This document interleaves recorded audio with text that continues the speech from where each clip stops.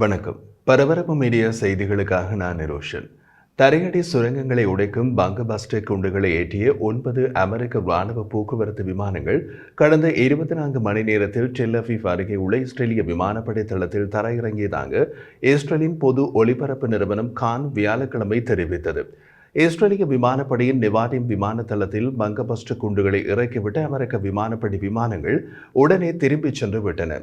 வாஷிங்டனுக்கும் டெஹ்ரானுக்கும் இடையிலான அணுசக்தி பேச்சுவார்த்தை தோல்வியுற்றால் அமெரிக்கா இஸ்ரேல் கூட்டு தாக்குதலை எதிர்நோக்கும் விதத்தில் இந்த நடவடிக்கை எடுக்கப்பட்டுள்ளது என்றும் அது கூறியது. கனடிய EST நேரம் இரவு 10 மணி நிலவரப்படி இது குறித்து அமெரிக்காவிடமிருந்து கருத்து எதுவும் இல்லை. அமெரிக்க விமானப்படை விமானங்களில் MK-84 பங்கபாஸ்டர் குண்டுகள், நூற்றுக்கணக்கான தாட் இடைமறைக்கும் ஏவுகணைகள் மற்றும் ஆயிரக்கணக்கான தரையடி சுரங்கங்களை உடைக்கும் இதர வெடிப்பொருட்கள் உள்ளடங்குவதாக கூறப்படுகிறது. இஸ்ரேலுக்கு ஆயுதங்களை ஏற்றி சென்ற அமெரிக்க விமானப்படை விமானங்கள் அமெரிக்காவில் இருந்து மட்டுமல்லாமல் ஐரோப்பா மற்றும் மத்திய கிழக்கில் உள்ள அமெரிக்க ராணுவ தளங்களில் இருந்தும் இஸ்ரேலுக்கு ஆயுதங்களை ஏற்றிச் சென்றதாக கூறப்படுகிறது. தினமும் சராசரியாக 6 அமெரிக்க விமானப்படை விமானங்கள் வந்து செல்கின்றன. இது தாக்குதல் திட்டமிடலின் அளவை அடிக்கோடிட்டு காட்டுகிறது.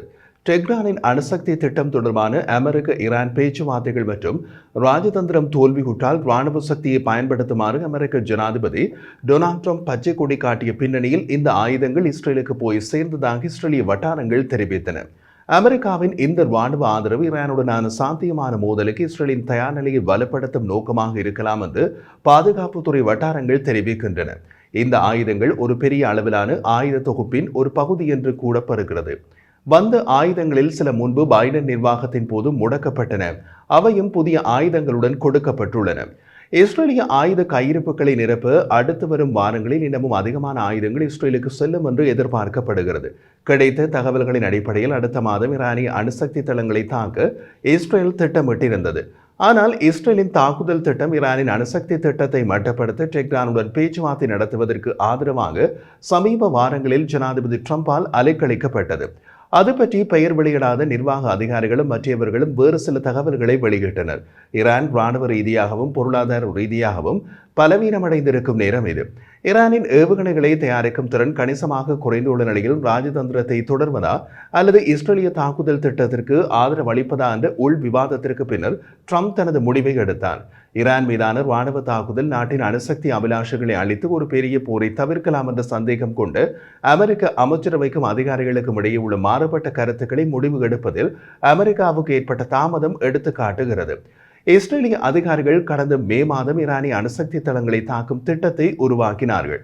அவர்கள் அவற்றை செயல்படுத்த தயாராக இருந்தனர். சில சமயங்களில் அமெரிக்கா கையெழுத்திடும் என்று நம்பிக்கையுடன் இருந்தனர். ஜோ பைடன் நிர்வாகத்திற்கு இஸ்ரேலிய திட்டத்தை விளக்க அனுப்பப்பட்ட அதிகாரிகளின் கூற்றுப்படி இஸ்ரேலிய திட்டத்தின் குறிக்கோள் அணு ஆயுதத்தை உருவாக்கும் டெஹ்ரானின் திறனை பல ஆண்டுகளுக்கு பின்னுக்கு தள்ளுவது. ஈரானிய பதிலடியிலிருந்து இஸ்ரேலை பாதுகாப்பதற்கு மட்டுமல்ல, இஸ்ரேலிய தாக்குதல் வெற்றிகரமாக இருப்பதை உறுதி செய்யவும் அமெரிக்காவின் ஒப்புதல் தாக்குதல் திட்டமிடலின் மைய பகுதியாக இருக்க வேண்டும். காரணம், கிட்டத்தட்ட அனைத்து திட்டங்களும் அமெரிக்க உதவி தேவைப்படும். இப்போதைக்கு ட்ரம்ப் ராணுவ நடவடிக்கைக்கு முன் ராஜதந்திரத்தை தேர்ந்தெடுத்துள்ளார். ஒபாமா நிர்வாகத்தால் பேச்சுவார்த்தைக்கு நடத்தப்பட்ட ஈரானிய அணுசக்தி ஒப்பந்தத்தை ட்ரம்ப் கிழித்தெறிந்தார். ஆனால் அவரது 2வது பதவி காலத்தில் மத்திய கிழக்கு மற்றொரு போரில் சிக்கி தவிர்ப்பதை தவிர்க்கும் ஆர்வத்தில் அவர் டெஹ்ரானுடன் பேச்சுவார்த்தைகளை தொடங்கினார். அதன் அணுசக்தி திட்டம் தொடர்பான ஒப்பந்தத்தை பேச்சுவார்த்தைக்கு 2 மாதங்கள் காலக்கெடுவை கொடுத்தார். பாதுகாப்புத்துறை வட்டாரங்களின் கூற்றுப்படி ட்ரம்பின் கொள்கை ஈரான் மீது இஸ்ரேலிய தாக்குதல் என்பது ஒரு பேச்சுவார்த்தையின் தோல்வியின் முடிவில் தான் வர வேண்டும். இந்த மாத தொடக்கத்தில் அமெரிக்கா தாக்குதலை ஆதரிக்காது என்று தனது முடிவை ட்ரம்ப் இஸ்ரேலுக்கு தெரிவித்தார்.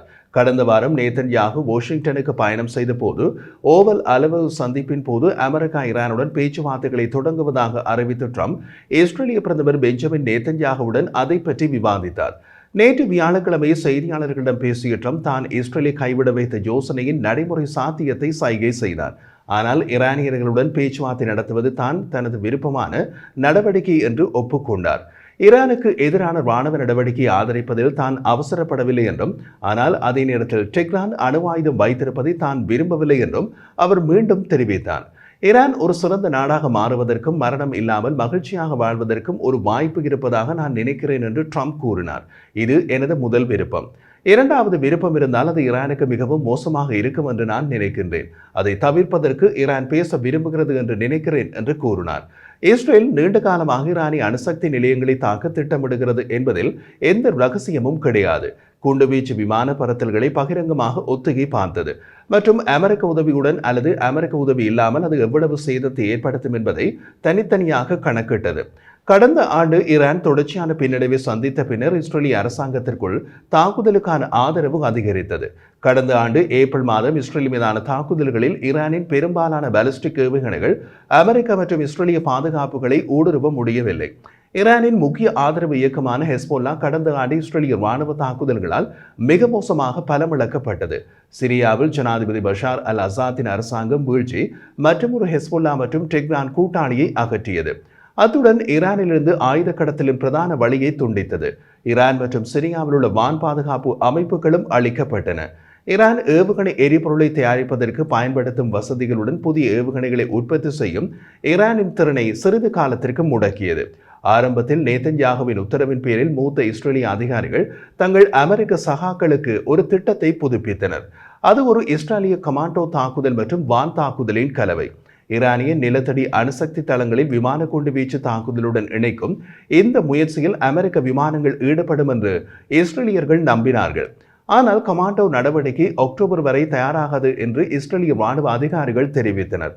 நேதன்யாகு அதை விரைவாக நிறைவேற்ற விரும்பினார்.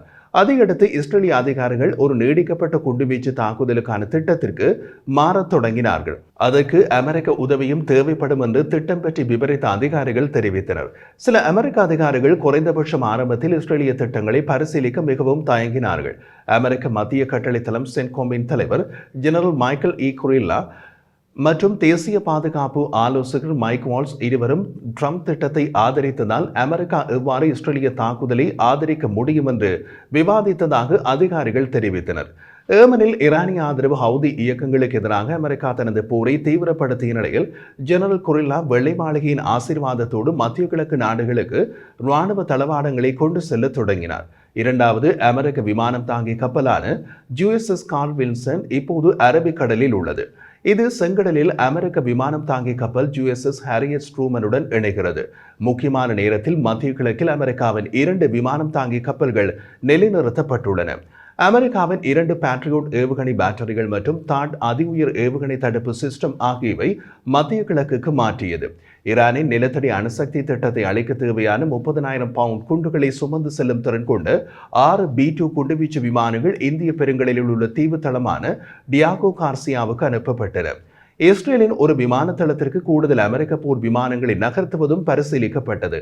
அனைத்து உபகரணங்களும் ஹவுதிகளுக்கு எதிரான தாக்குதல்களுக்கும் பயன்படுத்தப்படலாம். இஸ்ரேலின் தாக்குதலுக்கு உதவவும் பயன்படுத்தப்படலாம் என்ற இரட்டை சாத்தியத்தின் மனதில் வைத்து செய்யப்பட்டது என்று கூறப்படுகிறது. செங்கடலில் வர்த்தக கப்பல்களுக்கு எதிரான ஹவுதிகளின் தாக்குதல்களை நிறுத்தும் முயற்சியில் அமெரிக்கா மார்ச் 15ஆம் தேதி முதல் கிட்டத்தட்ட தினமும் ஏமனில் தாக்குதல் நடத்தி வருகிறது. அதே நேரத்தில் ஈரானுடனான மோதலில் இஸ்ரேலை ஆதரிப்பதற்கான திட்டத்தின் ஒரு பகுதியாக இந்த நகர்வு இருப்பதாக அமெரிக்க அதிகாரிகள் தனிப்பட்ட முறையில் தெரிவித்தனர். ஈரான் மீதான தாக்குதலில் பங்கேற்க அமெரிக்க விமானங்களை அனுப்ப வேண்டாம் என்று அமெரிக்கா முடிவு செய்தாலும் ஈரானிய மற்றும் ஈரானிய கூட்டாளி ஹவுதியின் தாக்குதல்களுக்கு எதிராக அமெரிக்கர்கள் உள்ளனர் என்பதை இஸ்ரேல் அறிந்திருக்கும். ஈரானுக்கு எதிரான இஸ்ரேலிய ராணுவ நடவடிக்கைக்கு அமெரிக்க ஆதரவுக்கு ட்ரம்ப் திறந்திருப்பதற்கான அறிகுறிகள் தென்பட்டன. ஹவுதிகளுக்கு ஆயுதங்கள் மற்றும் உளவு தகவல்களை ஈரான் வழங்கியதாக அமெரிக்கா நீண்ட காலமாக குற்றம் சாட்டி வருகிறது. ஈரான் ஹவுதிகள் மீது முழுமையான கட்டுப்பாட்டை வைத்துள்ளது. மார்ச் 17ஆம் தேதி ஏமனில் உள்ள ஹவுதிகளின் தாக்குதல்களை நிறுத்துமாறு ட்ரம்ப் எச்சரித்த போது அவர் ஹவுதிகளை கட்டுப்படுத்துவதாக கூறி ஈரானையும் எச்சரித்தார். ஹவுதிகள் ஏவும் ஒவ்வொரு ஏவுகணையும் இந்த கட்டத்தில் இருந்து ஈரானின் ஆயுதங்கள் மற்றும் ஈரானின் உத்தரவில் ஏவப்பட்டதாகவே பார்க்கப்படும் என்று ட்ரம்ப் ஒரு சமூக ஊடக பதிவில் தெரிவித்தார். ஹவுதிகளின் தாக்குதல்களுக்கு ஈரான் பொறுப்பேற்க வைக்கப்படும், அதற்கான விளைவுகளை அனுபவிக்கும், மேலும் அந்த விளைவுகள் மோசமாக இருக்கும் என்று குறிப்பிட்டார்.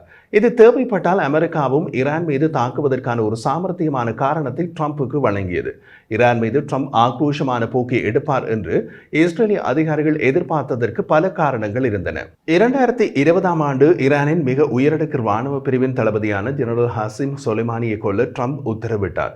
அமெரிக்க நீதித்துறை குற்றச்சாட்டின்படி கடந்த ஆண்டு அமெரிக்க ஜனாதிபதி தேர்தல் பிரச்சாரத்தின் போது ட்ரம்பை படுகொலை செய்ய ஈரான் ஆட்களை வேலைக்கு அமர்த்த முயன்றது. அதனால் ஈரான் மீது ட்ரம்ப் கடுமையான முடிவுகளை எடுப்பார் என இஸ்ரேலிய அதிகாரிகள் எதிர்பார்த்தனர்.